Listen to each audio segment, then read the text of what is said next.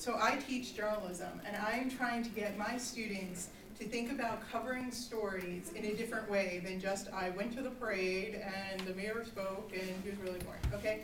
So I teach beginning and advanced journalism, I teach critical writing where they review books and plays and food and stuff like that. In every single class I have them do a podcast. Almost none of them have done one before. Right, so they're all brand new to this like most of you are. Do any of you know what a podcast is? Okay, what's a podcast? Tell me. It's just an audio file that you can listen to, Right. It's like a radio program that you can listen to on your computer, you can download it to your iPod, and there are podcasts about everything. There can be a DJ that you follow where she has a weekly, there's one that I particularly like, who does a weekly trance music podcast, and every week she comes up with a different playlist that I try to get to make me go faster on the treadmill. And then Project Runway, Tim Gunn has a podcast where he has bitchy commentary. Wait, you're taping this. He has acerbic commentary on that week's show. Or Click and Clack, anybody heard of them? The two mechanics from Boston. They have a podcast that you can download. And they can range anywhere from like a minute or two to an hour, whatever you want. So what I do in my class is I have them practice in class. In fact, we did this yesterday. I actually took them through a guided meditation where I turned off all the lights and I made them breathe for 20 seconds. And they're like, oh, for the love of God, Professor Fallik, but sure. So, and then they had to write about the experience, and then they went out, they called in the podcast, and it popped up on their computer. We were able to listen to it. The whole lesson, beginning to end, half an hour. Okay, so I'm going to show you a couple of them that I've done.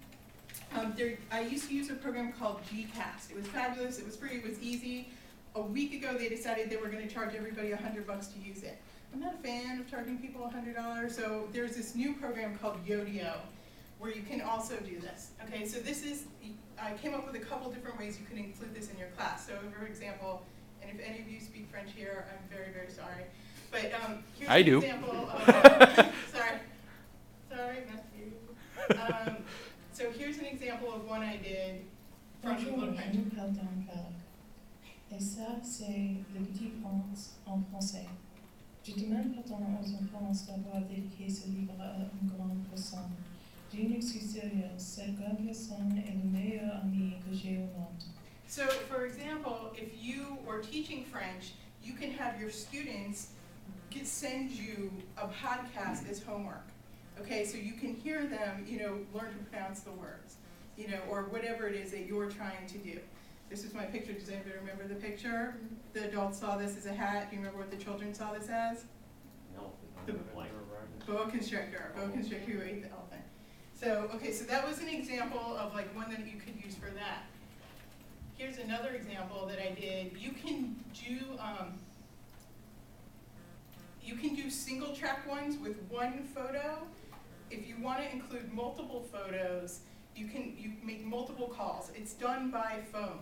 Literally, when you signed up, you added in your cell phone number. They give you an 877 number to call, which I'm going to print on there.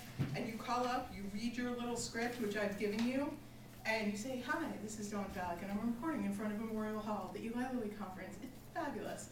Okay, and then you hang up and says, do you want to say this? Yes, you do. And it appears on your computer. And you can embed it onto your Facebook. You can send the link by email. There are about 10 different ways that you can, have your students share it. I have all my students share it with each other so they can hear each other's. And this works really well for the students who are not doing so well, to hear the students who have done a fabulous job. It kind of makes them step up a little bit. It makes it easy for me to get the links because they just email it to me.